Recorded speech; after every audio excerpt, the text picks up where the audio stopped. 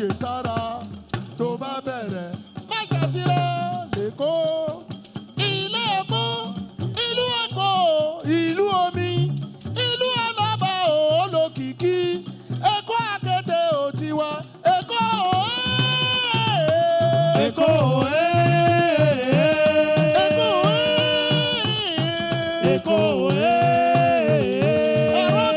It is with utmost regard and humility that I welcome you all to this year's convention of the Police Officers' Wives Association, Powa.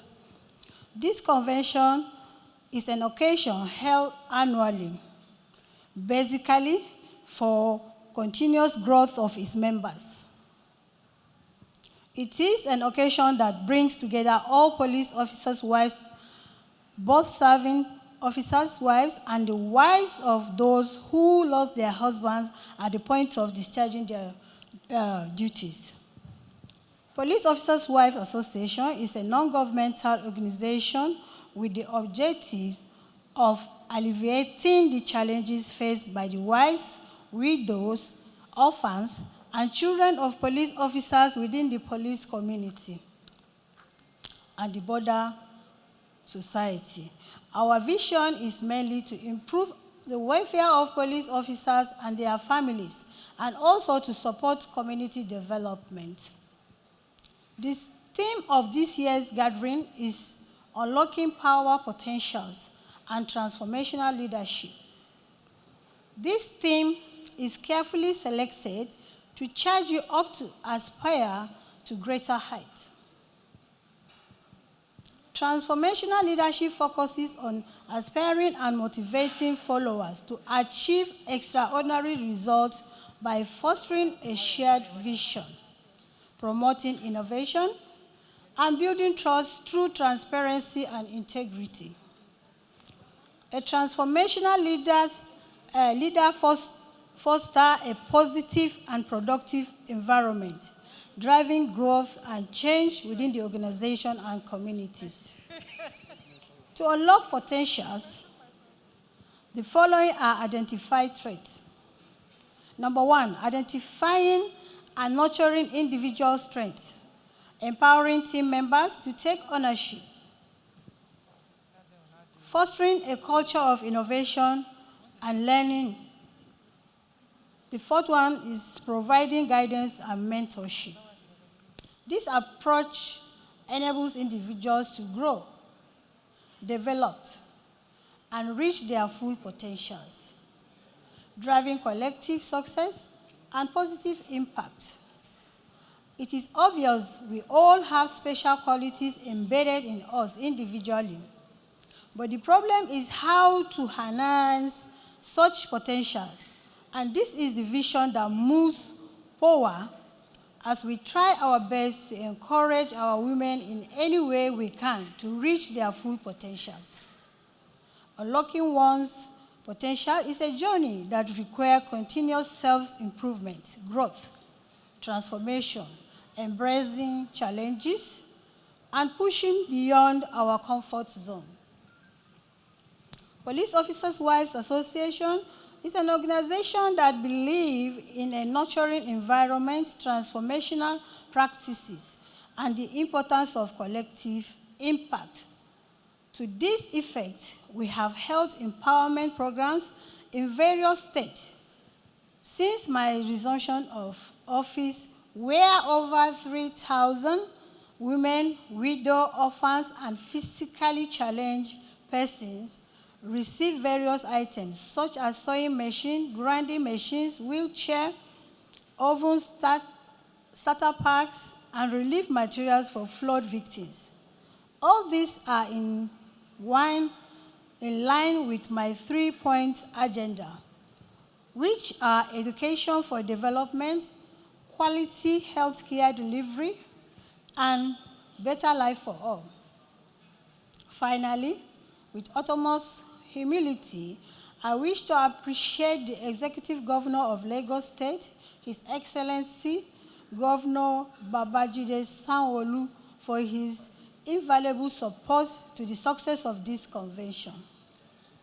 To the Commissioner of Police, Lagos State Police Command, Thank you for the time and effort you put into ensuring the convention is a success. And to our esteemed Inspector General of Police, the Grand Patron of the Police Officers' Wives Association, Powa, my beloved husband, thank you for being an inspiring leader and a supportive backbone for me and the Officers' Wives Association.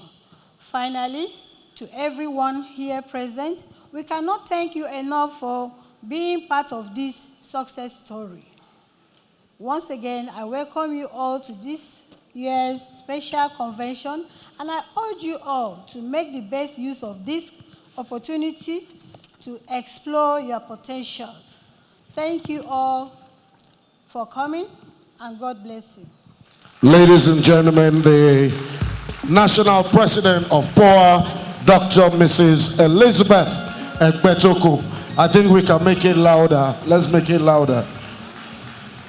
I have the singular honor of welcoming you to this event, and I have the honor of representing the IG Inspector General of Police, Federal Republic of Nigeria, IGP Kayode Adeolu Egbetoku, PhD, MPM, who is unavoidably absent at this event because of his very busy schedule. He has asked me to represent him and extend his warm greetings to all the invited guests and all the presidents, Powa and other Powa members. I will read a speech that he asked me to deliver. It is both a privilege and a profound honor to stand before this august gathering and strategic pillar of support to the Nigerian Police Force on the occasion of Powa Sensitization Seminar titled Unlocking Powa Potentials and Transformational Leadership. The topic is not only timely but very, very informative, transformative. I commend the leadership of Powa, ably led by our mommy Dr. Ms. Elizabeth Ekbetoku, the Powa National President, for their consistency in driving initiatives that uplift police families and promote values of dignity, resilience, and service. Your work, often unsung, is felt across every barracks, every household, and in the moral strength of every officer who wears the badge. Knowing that a strong, intelligent, and supportive force stands behind him or her at home, this seminar, in many ways, is a bold step forward. It affirms that the role of police wife is not merely domestic or ceremonial, but strategic, touching national security indirectly through family stability, youth mentoring, community engagement, and economic empowerment. Today, we are not just here to listen. We are here to envision, to reimagine, to ignite a fresh wave of leadership that aligns with the reality of today's world. The Police Officers Organization, Powa, was officially established in 1984 by the wife of the then Indigenous Inspector General of Police, Mrs. Madi, the first Indigenous Inspector General of Police of the Federal Republic of Nigeria, Mrs. Mary Edith Elizabeth Hyang, as its pioneer national president. However, the foundation of Powa can be traced to informal gatherings of police wives as far back as the 1970s, when they came together to support each other emotionally, materially, especially during transfers, bereavement, and social dislocations. With time, the necessity for a more structured platform became apparent, especially in addressing the unique social and economic challenges facing the families of police personnel. Powa establishment in 1984 marked a turning point, initially focused on welfare activities such as visitation to barracks, orphanages, and hospitals. Powa began to evolve beyond this traditional support role. The 1990s saw the emergence of empowerment programs, including vocational training, educational support for children of officers, and health awareness campaign spearheaded by dynamic leadership of past and present presidents of Powa. Today, Powa stands not only as a welfare body, but as a transformative social force that amplifies the voice of police families, fosters community development, and advances the cause of women in security-linked spaces. Its journey reflects resilience, adaptation, and purposefulness evolution. The heart of Powa lies in its mission to enhance the quality of life of police families through empowerment, education, and welfare-oriented initiatives. It envisions a future where the wives of officers are not just passive supporters, but active drivers of change, including educators, entrepreneurs, advocates of building a resilient, resourceful, and respected community of women capable of supporting both their families and society at large. The emphasis is no longer solely on survival, but on transformation, dignity, and leadership. Powa's relevance today is both strategic and symbolic, serving multiple key functions in the policing ecosystem and beyond. These include a support pillar to police families, socio-economic influencer in police communities, bridge between the police institution and civil society, and others. And if by these conventions and the aims and objectives of Powa, which I have tried to glance through, empowering the women, fostering relationships, and the likes like that, we might discover that there are some hidden potentials that you don't even know that you have.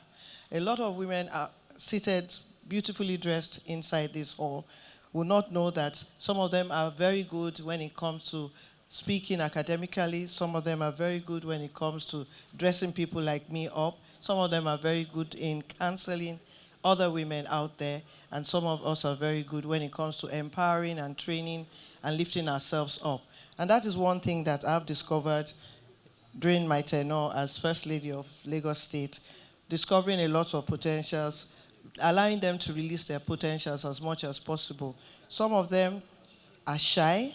They think that they can't do it, but they now, when you form them into smaller committees, you will discover that those hidden potentials will come out. But if you just leave them together in this room as 1,000 people, those potentials will not come out. But when you put them in smaller groups, groups of 10 and 5, you will see that all those hidden potentials will be discovered. And that further will allow us to cause that transformation that we need in the nation, from our home to our families, to the communities, to the nation as a whole. Lagos State, and I know I'm talking for all the good people of Lagos State here, are very proud of our police officers. We are proud of our police officers' wives too.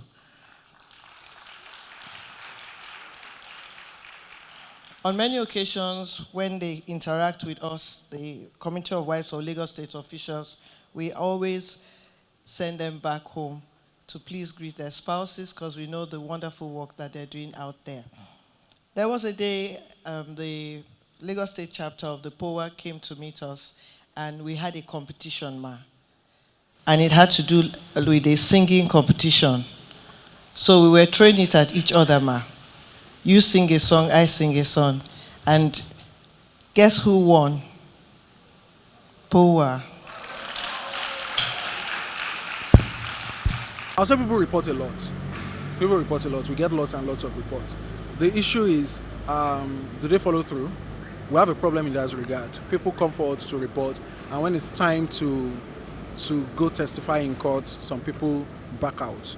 So we need to sensitize people. We've been doing that, but we need to sensitize people more on the need to follow through with the prosecution. And how active is our gender unit? Yes, we have a very active gender unit. Just a couple of weeks back, we published the phone numbers of family support units in divisions across the state. That's how formidable it is. So we have these FSUs, and we also have well-trained officers in matters of domestic and sexual and gender-based violence. So, and we've recorded lots of successes, lots and lots of successes. So it's work in progress. But I would say, if I'm allowed to assess my command, that we are doing well in that regard.